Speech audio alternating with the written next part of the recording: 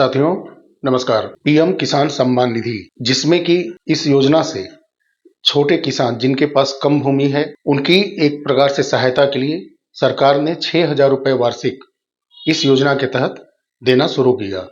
हर 4 महीने पर 2,000 की किस्त लगभग 11 करोड़ किसानों को दी जा रही है, जिसमें कि 19वीं किस्त इस फरवरी माह में 24 तारीख को देने की बात आ रही है सामने। और इसमें कई ऐसे किसान हैं जिसमें कि 18वीं किस्त या 17वीं किस्त नहीं आ पाई है।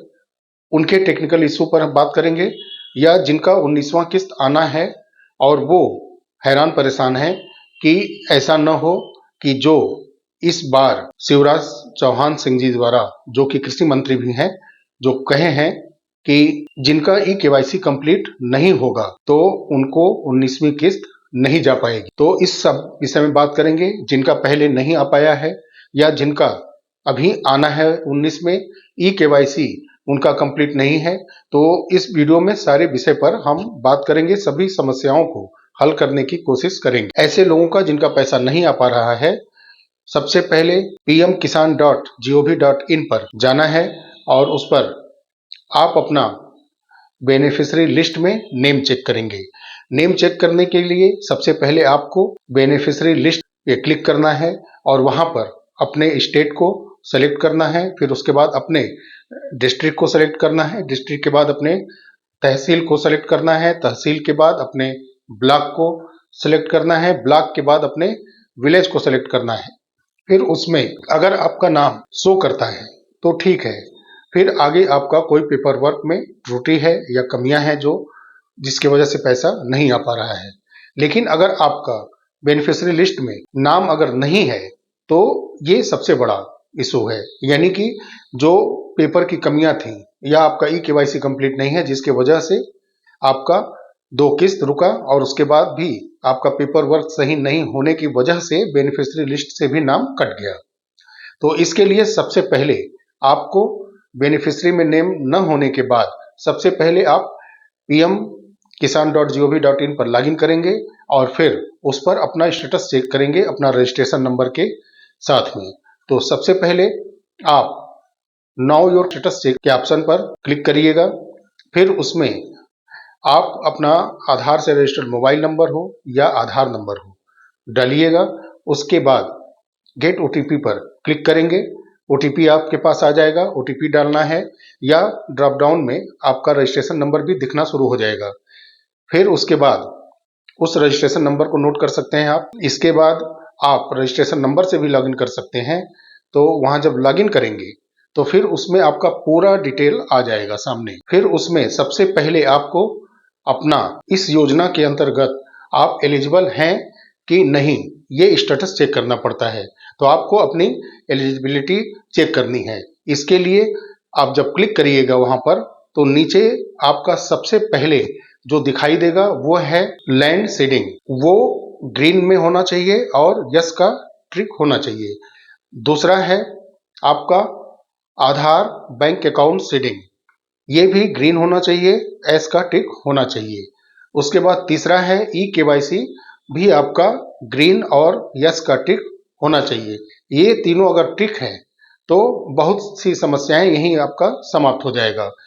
फिर भी अगर आपका पैसा नहीं आ रहा है तो फिर उसके बाद आपका जो बैंक अकाउंट सीडिंग है वो तो यस दिख रहा है, लेकिन क्या आपका जो डीबीटी है यानी कि डायरेक्ट बेनिफिट ट्रांसफर, ये तब होता है जब एनपीसीआई आपकी कंप्लीट होती है। तो एनपीसीआई अगर आपका सही नहीं है तो भी आपका आधार बैंक सीटिंग अकाउंट जो होता है वो एस दिखाएगा ग्रीन में, लेकिन एनपीसीआई अगर कंप्लीट नहीं है बैंक के द्वारा तो भी आपका पैसा नहीं आएगा और ये बहुत बड़ा एक कारण बनता है पैसा रुकने का। तो आप एनपीसीआई की वेबसाइट पे जाएंगे और वहां पर कंज्यूमर ऑप्शन पे आप क्लिक करेंगे। फिर उसके बाद भारत आधार सीडिंग एनेबल पे आपको क्लिक करना है। फिर उस पर आप अपना आधार नंबर भरेंगे। उसको भरने के बाद कैप्चा कोड आपको फिल करना है। फिर आपको क्लिक करना है। उसके बाद जो आधार से रजिस्टर्ड मोबाइल नंबर होगा उस पर एक ओटीपी आएगा और जैसे ही आप ओटीपी को इंटर करेंगे वैसे ही आपका सारा डिटेल आ जाएगा। और इसमें जो सबसे महत्वपूर्ण चीज है, इसमें आपको क्या देखना है, जैसे ही आपका पूरा डिटेल आता है उस पर आपको जो सबसे महत्वपूर्ण है वो है देखना कि mandate flag customer consent status के आगे एस है कि नहीं। अगर वो एस लिखा है तो आपका एनपीसीआई कंप्लीट है। अगर mandate flag customer consent status के आगे अगर एस नहीं लिखा है तो फिर आपको तुरंत अपने बैंक जाना होगा और एनपीसीआई फॉर्म को भर करके वहां से अपने अकाउंट में एनपीसीआई को कंप्लीट कराना होगा, ताकि जैसे ही वहां से ये एस होगा फिर वो समस्या आपकी सॉल्व हो जाएगी, यानी कि आपका आधार सीडिंग भी एनेबल हो जाएगा, एनपीसीआई भी अनेबल हो जाएगी। उसके बाद भी अगर पैसा नहीं आता है, डीबीटी स्टेटस चेक करने की जरूरत है, यानी डायरेक्ट बेनिफिट ट्रांसफर का डिटेल आपको चेक करना है। फिर उसके लिए आपको पीएफएमएस की वेबसाइट पर जाना होगा और फिर वहां पर आप डीबीटी स्टेटस ट्रैकर पर क्लिक करेंगे। क्लिक करने के बाद कैटेगरी को सेलेक्ट करेंगे। कैटेगरी के अंदर पीएम किसान को सेलेक्ट करना है। उसके बाद अपना रजिस्ट्रेशन नंबर आप डालेंगे, कैप्चा कोड को भरेंगे, फिर सर्च के बटन पर क्लिक करेंगे। फिर आपका बेनिफिशियल डिटेल पूरा सामने खुल करके आ जाएगा।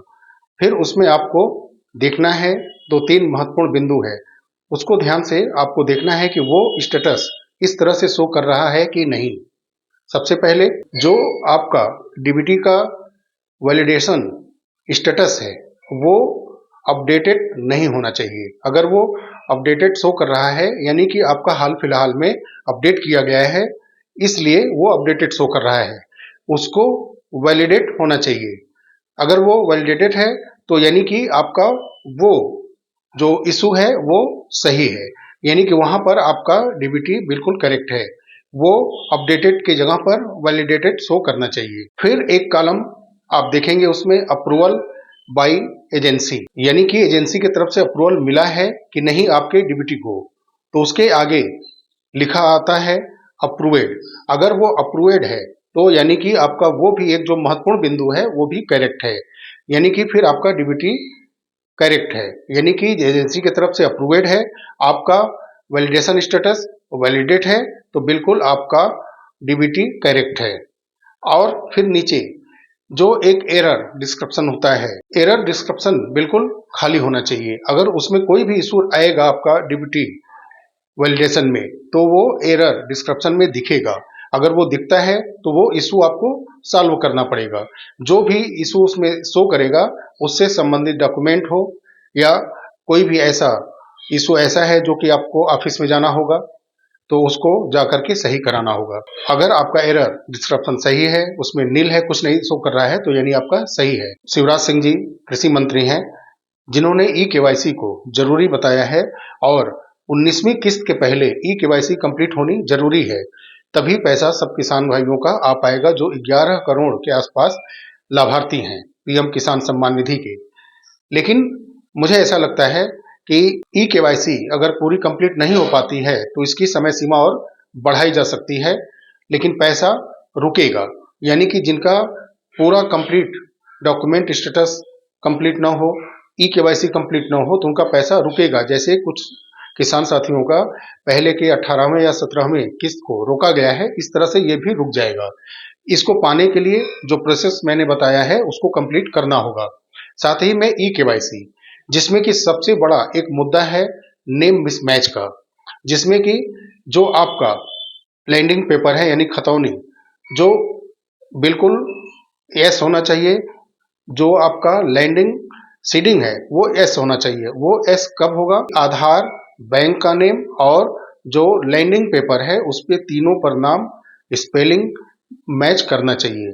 ये बहुत ही बड़ा इशू है, ये जल्द सुधर नहीं रहा है। अब पहले क्या होता था, कुछ समय पहले तक ऑफलाइन कुछ उसमें लोग करके कर देते थे, जिसकी वजह से सब सही हो जाता था, उतनी सरकार इस पे इंक्वायरी भी नहीं कर रही थी।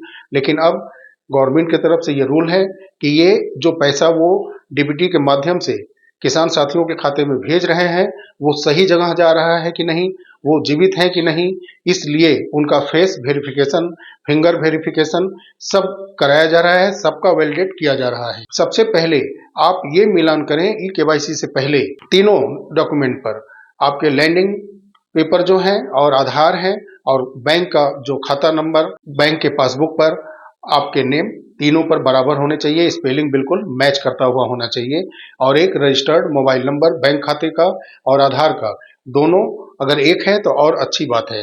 तो ये सब चीजें हैं ई केवाईसी के माध्यम से ये अप्रूवल लेना पड़ता है, अप्रूवल कराना पड़ता है। और आप स्वयं से भी pmkisan.gov.in पर जाकर के सेल्फ अपना ई केवाईसी कर सकते हैं। उसमें आपका फेस वेरिफिकेशन होता है, सारा डिटेल उसमें रहेगा फिल, और उसमें आपका जैसे ही फेस वेरिफिकेशन होगा वो 24 घंटे के लिए लॉक हो जाता है। उसके बाद स्टेटस अपडेट होकर के आएगा और वो फिर अप्रूवल आपको मिल जाएगा। मैं आशा करता हूं कि आपको कोई डाउट नहीं होगा। अगर आपको कोई भी डाउट है तो आप कमेंट बॉक्स में अपनी बात रखिएगा, अपना क्वेश्चन रखिएगा, इसको मैं 100% सॉल्व करने की कोशिश करूंगा। साथियों, वीडियो अच्छा लगा तो लाइक करिएगा, शेयर करिएगा, चैनल को सब्सक्राइब अवश्य करके जाइएगा, ताकि ऐसी महत्वपूर्ण सूचनाएं जो कि सरकार की तरफ से ऐसे बेनिफिट वाले पैसे डीबीटी के माध्यम से भेजे जाते हैं, उनके बारे में मैं कई वीडियो ऐसे बनाते रहता हूं और बनाते भी रहूंगा। साथ में आधार से संबंधित हो, वोटर आईडी से संबंधित हो, और ऐसे जो अपार कार्ड भी बन रहा है उसके बारे में भी मैं बहुत जल्द वीडियो लेकर के आऊंगा। तो ऐसे सारे जो सरकारी चीजों से, सरकारी योजनाओं के बेनिफिट से संबंध रखते हो, आम किसानों को, गरीबों के आवास के लिए, ऐसे आयुष्मान हेल्थ कार्ड के लिए जो जरूरी ऐसे जरूरी वीडियो हैं जो कि आम लोगों को जागरूक करते हैं, जानकारियां देते हैं, ये ऐसे वीडियो हमारे चैनल के माध्यम से आपको बराबर मिलते रहेंगे, मिलते भी आ रहे हैं। तो चैनल को इसलिए सब्सक्राइब करके आप अवश्य जाइएगा। मिलते हैं अगले वीडियो में, तब तक के लिए नमस्कार। जय हिंद, जय भारत, वंदे मातरम, धन्यवाद।